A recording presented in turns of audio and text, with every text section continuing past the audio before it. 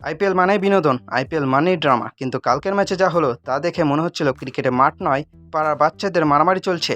হ্যাঁ ভাই, আমাদের কিং কোহলি বা অনেকে যাকে ভালোবেসে কোহলি মহারাজ ডাকেন, তিনি মাঠে আরেকবার প্রমাণ করলেন বয়সটা শুধু ওনার আইডিতেই বেড়েছে, মনের ভেতর ওনার সেই ছোটবেলার জিদ্দি বাচ্চাটা এখনও বহাল তবিতেই আছে। অনফিল্ডে তো ওনার ড্রামা লেগেই থাকে, কিন্তু কালকে ওনার অফফিল্ডের বাচ্চামে দেখে দুনিয়ার সব ক্রিকেট ফ্যান হাসবে নাকি কাঁদবে ভেবে পাচ্ছে না।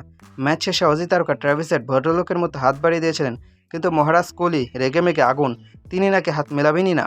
বাহ কিং বাহ, রাগ করে বন্ধুদের সাথে আড়ি নেওয়ার এই সিন তো লাস্ট ক্লাস 2-তে থাকতে দেখেছিলাম।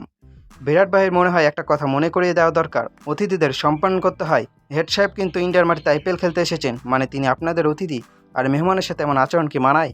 এখন অনেকেই হয়তো যুক্তি দেবেন, ভাই ক্রিকেট এমন স্লেজিং আর রাগারাগি তো কতই হয়। আচ্ছা মানলাম, এটা যদি কোনো হাই ভোল্টেজ আন্তর্জাতিক ম্যাচ হতো, দেশের সম্মানের লড়াই হতো, তবে হয়তো এই উগ্রতা তা মেনে নেওয়া যেত। কিন্তু এটা তো ফ্র্যাঞ্চাইজি লিগ ভাই, বিনোদনের মঞ্চ। এখানে কোহলি ভাইয়ের নীতিটা বেশ চমৎকার। নিজে যখন অন্য প্লেয়ারদের আউট করে মুখের সামনে গিয়ে বাজেভাবে চিল্লাইয়া সেলিব্রেট করবেন, তখন সেটা অ্যাগ্রেশন আর প্যাশন, তখন সব মাপ। আর যখন অন্য কেউ ওনার সাথে একটু ট্র্যাশ টক করবে, তখন ওনার ইগোতে একদম চেকা লেগে যায়, ওনার গায়ে তখন ফোসকা পড়তে শুরু করে। চলুন এবার ম্যাচের আসল ফানি পার্টটা একটু শুনে নিই। এই ঝামেলার সূত্রপাত কিন্তু কোহলি নিজে করেছিলেন। ট্র্যাভিস হেড যখন ব্যাটিং করছিলেন, কোহলি ওনাকে আউট করে ওনার ট্রেডমার্ক অ্যানিমেটেড সেলিব্রেশন দেখান। এরপর কোহলি যখন ব্যাটিংয়ে এলেন, তখন মাঠের উত্তাপ আরও বাড়ল। কোহলি ভাই ব্যাটিংয়ে থাকা অবস্থায় হেডকে উদ্দেশ্য করে চ্যালেঞ্জ ছুড়ে দিয়ে বললেন, কি হে সাহস থাকে তো এসো, কিছু আবার বোলিং করে দেখাও। কিন্তু ট্র্যাভিস হেডও তো ডাল ভাতের প্লেয়ার না, অজিদের রক্ত ওনার শরীরে। কোহলি চ্যালেঞ্জ দেওয়ার কিছুক্ষণ পরে আউট হয়ে ডাগআউটের দিকে হাঁটতে শুরু করলেন। আর ঠিক তখনই হেড ওনাকে পাশ কাটিয়ে যাওয়ার সময় মিষ্টি একটা হাসি দিয়ে বললেন, আরে বন্ধু, আমি বোলিংয়ে আসার আগেই তুমি আউট হয়ে গেলা। কি মারাত্মক লেভেলের রোস্টিং ভাইরে ভাই।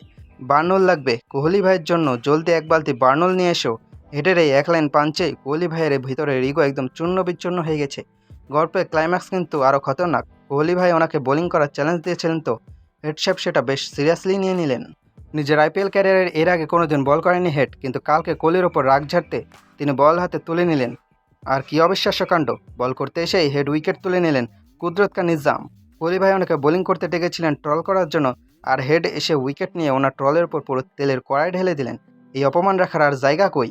এই কারণেই মনে হয় ম্যাচ শেষে যখন হেড হাত মেলাতে এলেন, কোহলি মুখ বাংলা পাঁচের মতো করে উল্টো দিকে হেঁটে চলে গেলেন। যাই বলেন ভাই, ক্রিকেটের প্রতিদ্বন্দ্বিতা, স্লেজিং আর কোহলি ও ভাইয়ের এই মেলোড্রামা না থাকলে আইপিএল তো পানসে লাগে।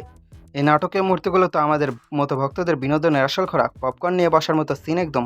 কোহলি ভাইয়ের এই হ্যান্ডশেক না করা বাচ্চামি নিয়ে আপনাদের কী মতামত? হেড যেভাবে ওনার চ্যালেঞ্জের জবাব দিলেন, সেটা কি ওনার পাওনা ছিল, নাকি বিরাট কোহলি ঠিকই করেছেন?